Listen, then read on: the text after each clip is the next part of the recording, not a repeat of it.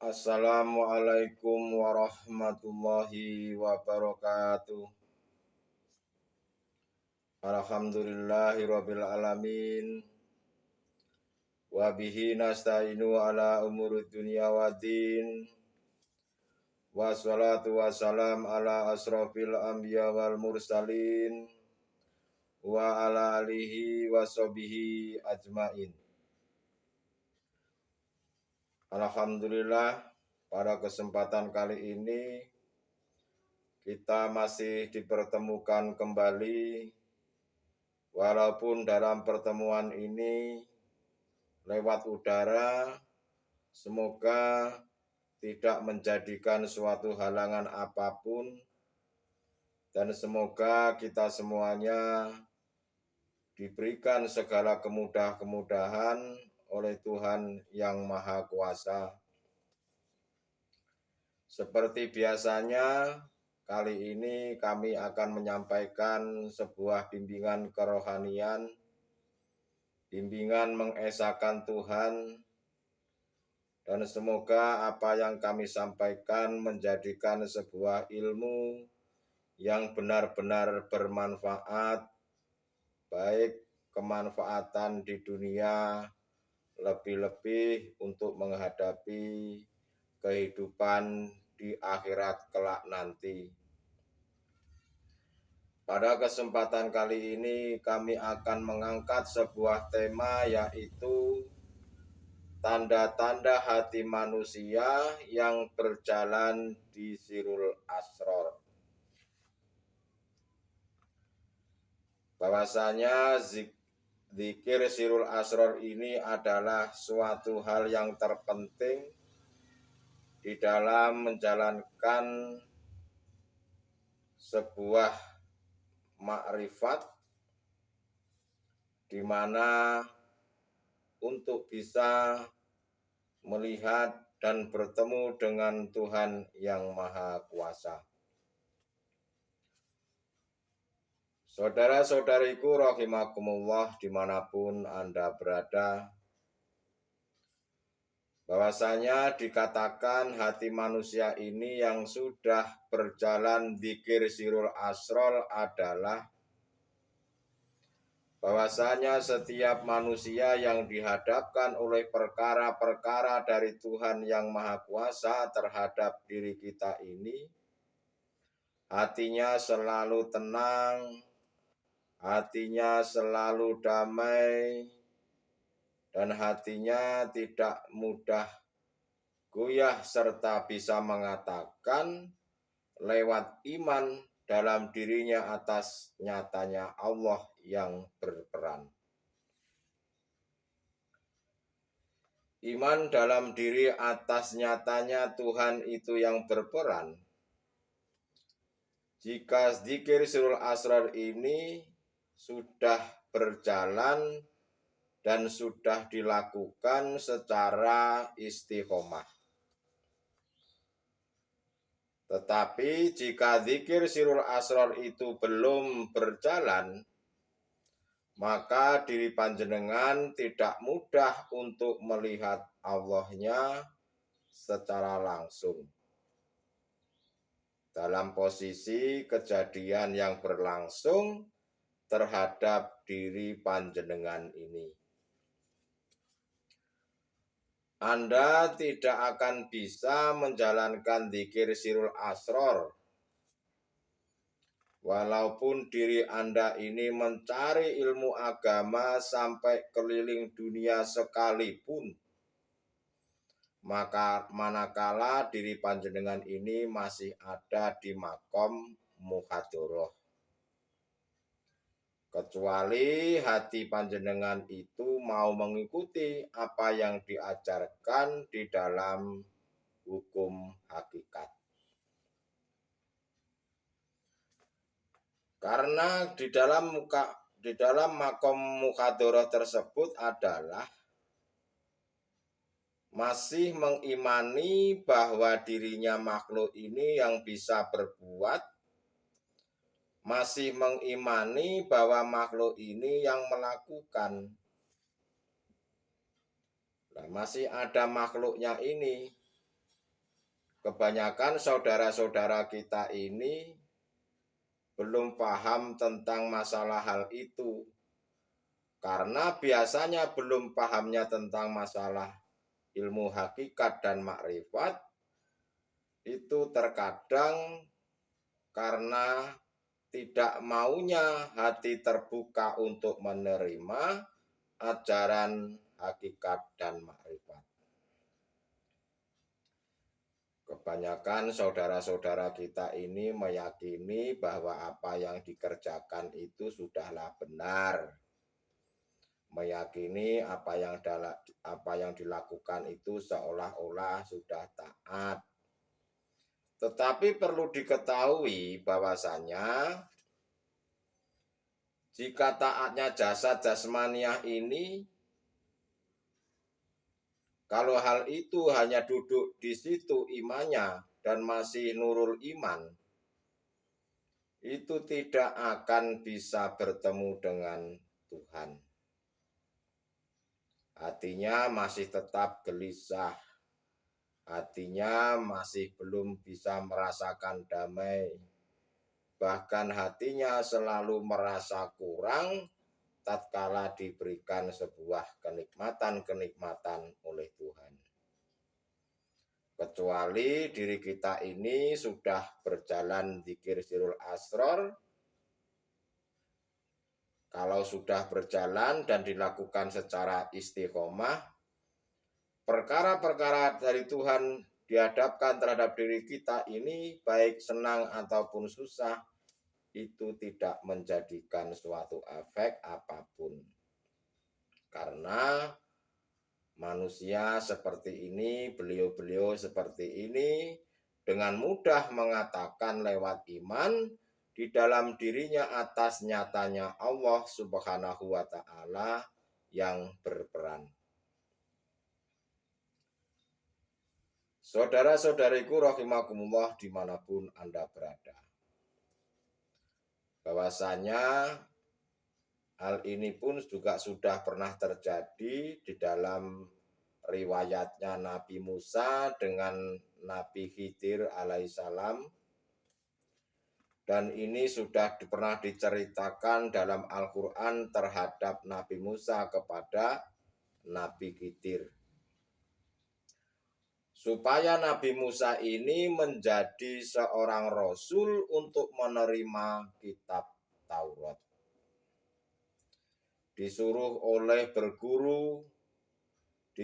berguru oleh Allah Subhanahu wa Ta'ala kepada Nabi Khidir. Ini sejarah juga sudah mengatakan, jika Anda mau belajar ilmu hakikat, Anda ini harus siap-siap untuk selalu bersabar menghadapi perkara-perkara yang dihadapkan oleh Tuhan. Biasanya hal ini pun terjadi kepada hamba-hamba yang akan menjalankan dzikir sirul asror itu. Pasti banyak ujiannya. Yang terkadang biasanya bisnisnya lancar, tidak lancar. Biasanya perekonomiannya meningkat, kok ini menjadi seret. Dan lain-lain sebagainya. Nah, hal itu, ujian itu merupakan didatangkan oleh Tuhan semata-mata sebetulnya cinta kasih Tuhan terhadap kita. Apakah hamba itu betul-betul ingin bertemu terhadapku? Apakah hambaku ini betul-betul ingin selalu bercinta terhadapku? Nah, itulah bentuk daripada ujian yang diberikan oleh Tuhan yang Maha Kuasa. Baik ujian itu enak ataupun tidak enak, entah itu qadhi ataupun basti. Jika kita ini hanya mengamalkan dzikir jahri atau sir saja, walaupun itu diamalkan sampai ribuan kali, diri panjenengan ini tidak akan bisa bertemu dengan Tuhan. Kalau diri panjenengan tanpa membawa, kuncinya yaitu dzikir sirul asror. Karena dzikir sirul asror itu merupakan sebuah kunci untuk membuka kerajaannya Allah Subhanahu wa Ta'ala. Di tahapan dzikir sirul asror sendiri pun juga sudah pernah kami jelaskan. Kami akan singgung sedikit, yaitu dari Su'arul Basiroh, Ainul Basiroh, sampai dengan Hakul Basiroh. Tahapan-tahapan dzikir sirul asror yang akan dijalankan oleh si salik menuju kewusulan terhadap Allah Subhanahu wa Ta'ala. Saudara-saudariku rahimakumullah dimanapun Anda berada, perlu diketahui bahwasanya setinggi apapun ilmu kita, jika diri kita tidak mau mengamalkan dzikir sirul asror, diri kita ini sampai kiamat pun tidak akan mungkin bisa bertemu dengan Tuhan. Ilmu pengetahuan kita ya harus kita tingkatkan lagi. Jangan sampai panjenengan ini hanya duduk di situ, imannya hanya di nurul iman saja. Tingkatkanlah sampai dengan ke hakul iman. Janganlah panjenengan ini hanya terlena dengan urusan-urusan duniawiyah, mengurus urusan-urusan jasad jasmaniah ini saja, yaitu panjenengan hanya ngurusin syahwatun dunia.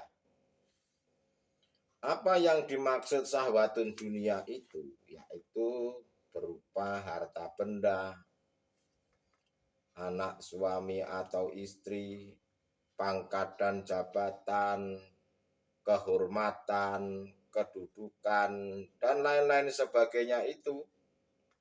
Itulah syahwatun dunia. Bukan berarti kita ini tidak boleh mendekat ke situ. Ya boleh-boleh saja.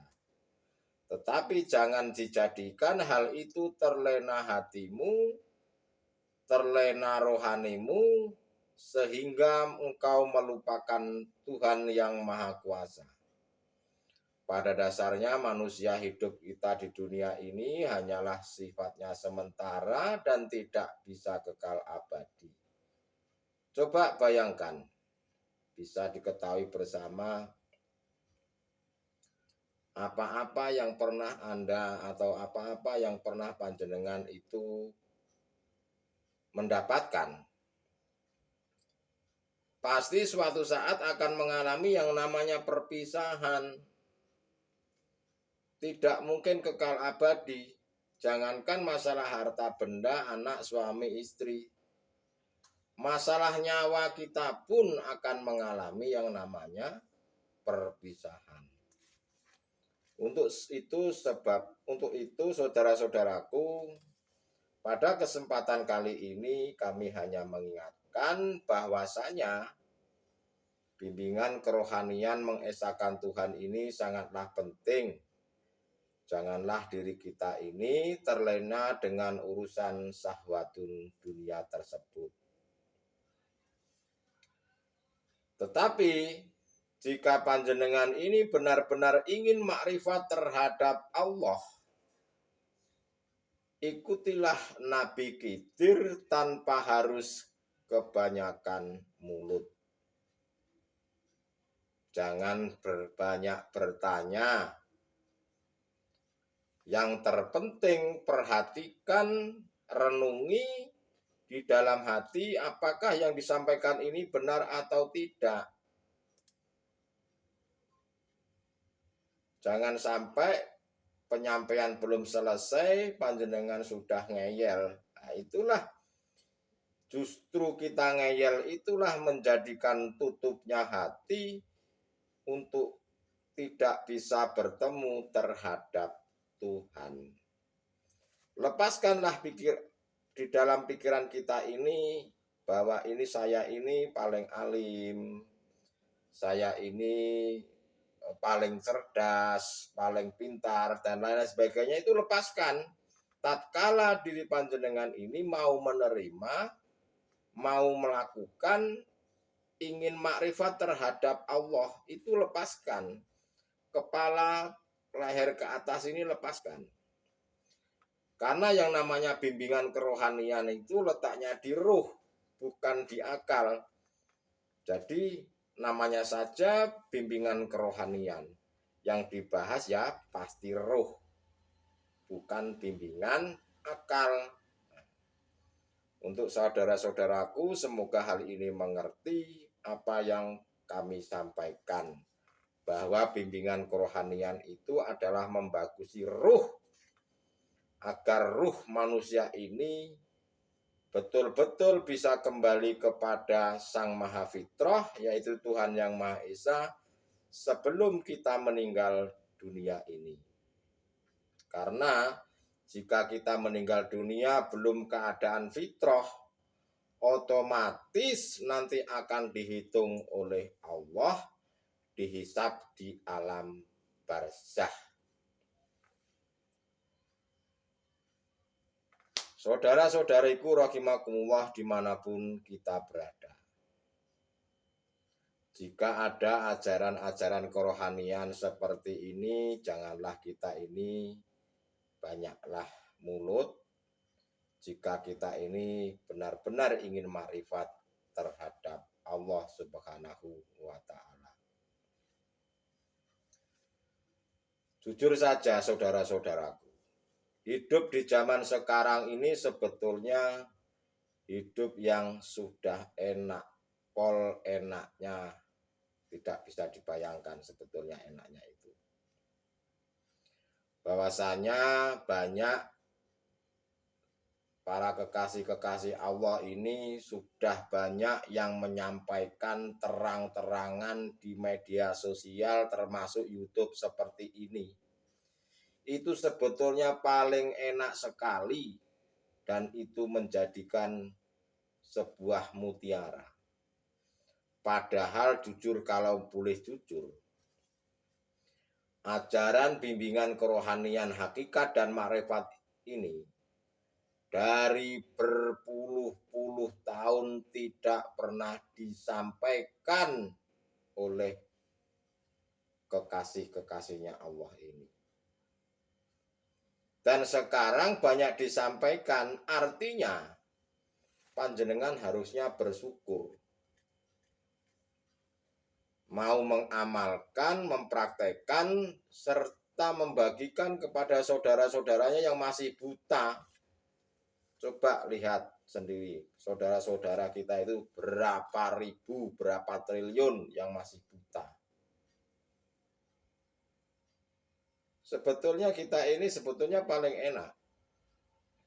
Kenapa paling enak? Sebetulnya ajaran hakikat dan makrifat seperti ini, ibarat kata, kalau ditukar dengan dunia dan seisinya ini, tidaklah terbelikan. Tetapi kenapa saudara-saudaraku di luar sana ini kok hanya ngurusin hal-hal sepele, hal-hal yang receh? Seperti hanya ngurusin urusan syahwatun dunia. Itu kan sebetulnya receh dan tidak ada nilainya di mata Tuhan. Seperti halnya tiupan sebuah debu. Dibandingkan dengan ajaran hakikat dan makrifat seperti ini. Sebetulnya zaman sekarang sudah enak. Kalau zaman dulu mungkin kita ini ingin tahu pelajaran hakikat makrifat itu pun tidak dikasih tahu oleh masayih-masayih kita, itu tidak dikasih tahu. Dan dikasih tahu pun itu hanya sekedar sanepan-sanepan atau hanya sekedar isaroh-isaroh yang disampaikan. Kita disuruh mencari sendiri. Gimana saya bilang tidak enak? Sekarang sudah digelar di media sosial, di YouTube. Tapi dikatakan sudah enak, kurang enak. Banyak hal ini yang tidak memperhatikan itu banyak. Itu berarti manusia-manusia yang tidak diberikan hidayah oleh Tuhan. Makanya di dalam Al-Quran pun sudah sering dikatakan, akan saya penuhi neraka ini dengan golongan jin dan manusia. Ya memang betul sebetulnya hal itu. Tuhan itu mengatakan itu pasti terjadi. Neraka itu tidak perlu nanti setelah hari kiamat, setelah hari kebangkitan manusia ini, tidak perlu. Sekarang pun bisa dilihat neraka yang sesungguhnya. Tatkala masih di dunia ini. Siapa yang calon-calon penghuni neraka dan siapa yang calon-calon penghuni surga itu sudah kelihatan sebetulnya.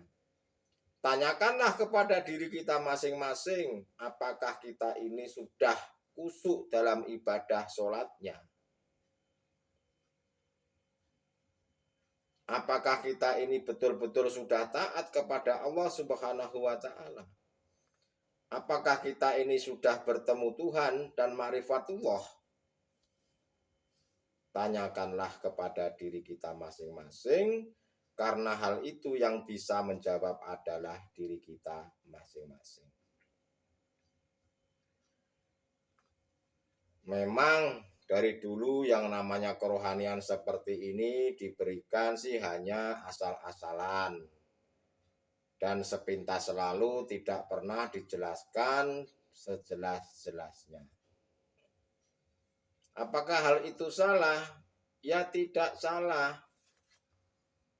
Karena alasannya kalau zaman dulu takut menimbulkan fitnah, takut menimbulkan hal-hal yang tidak diinginkan lah, seperti itu. Ya tidak salah. Tetapi kenapa sekarang banyak yang disampaikan di YouTube, di media sosial yang lainnya? Kenapa?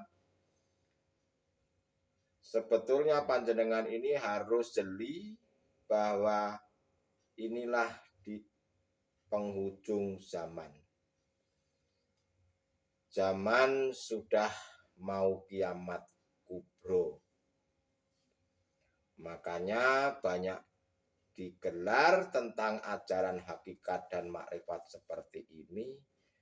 Bahkan hal ini pun juga sudah dikatakan di dalam syariat. Itulah maksud datangnya Nabi Isa secara syariat.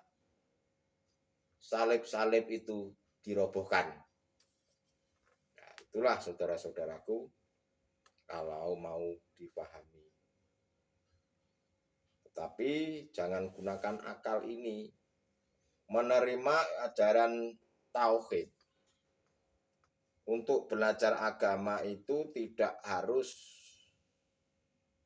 ditelan mentah-mentah, tidak. Tapi gunakanlah hati, apakah maksudnya ini kok disuruh begini, ini kandungannya bagaimana? Ya kita ini harus jeli. Makanya bertahun-tahun bahkan sampai mati untuk sembahyang kusuk saja tidak bisa. Itu berarti tanda-tanda hati manusia itu belum berjalan dzikir sirul asrar.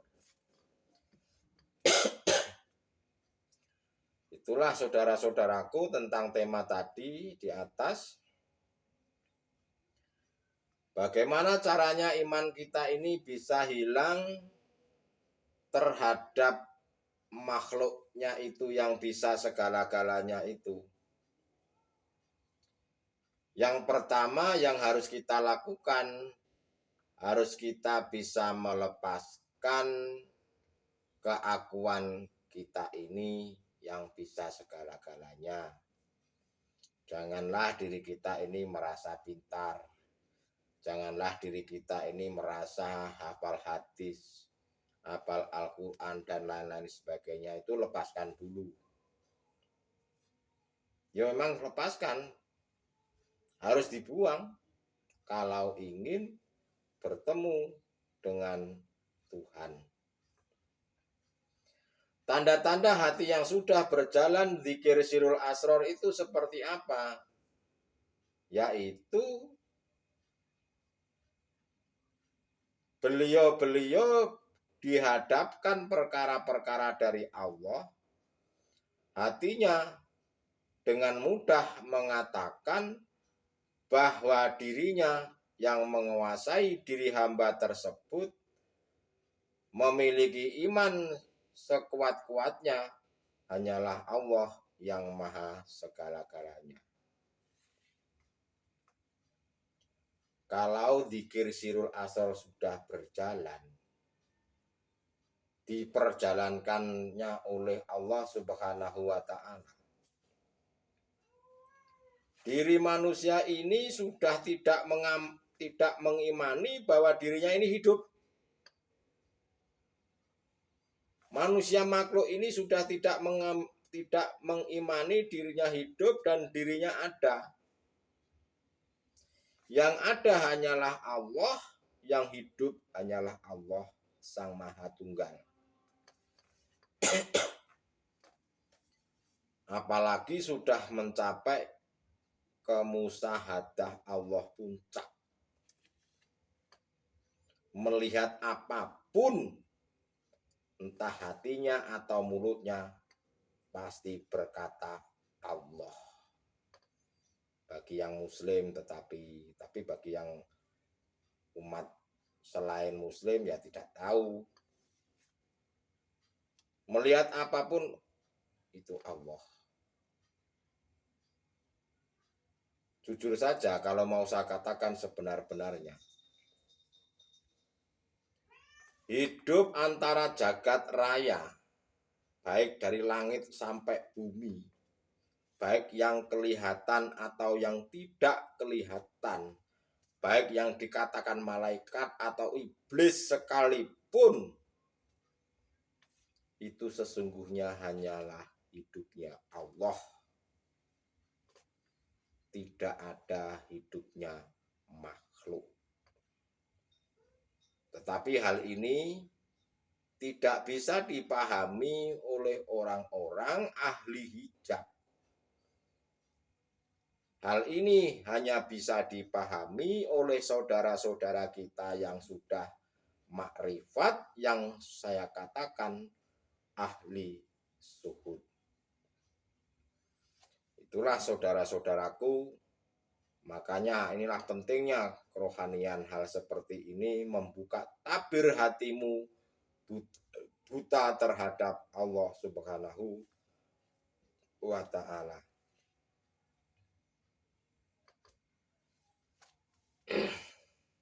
Saudara-saudariku rahimakumullah dimanapun Anda berada, saya ulangi lagi tentang masalah tanda-tanda hati manusia yang sudah berjalan di sirul asror itu adalah hati manusia itu dihadapkan oleh Tuhan mengenai perkara-perkara apapun, baik enak atau tidak enak, kondisi enak atau tidak enak, situasi yang enak ataupun tidak enak, dirinya hanya beriman bahwa di dalam dirinya dan di luar dirinya hanyalah Allah yang berperan. Sudah hilang yang namanya makhluk ini.